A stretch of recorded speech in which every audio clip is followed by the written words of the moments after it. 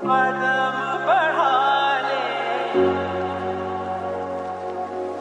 বন্ধু, হ্যাঁ কি হয়েছে ক। আমার ইমার্জেন্সি 3000 টাকা দে। টাকা টাকা দিয়ে কি করবি? মায়ে খুব অসুস্থ, তার হসপিটালে যেতে হবে। টাকা পয়সা নাই, মাথা মুথা গরম, টেনশনে আছি, এখান থেকে যা।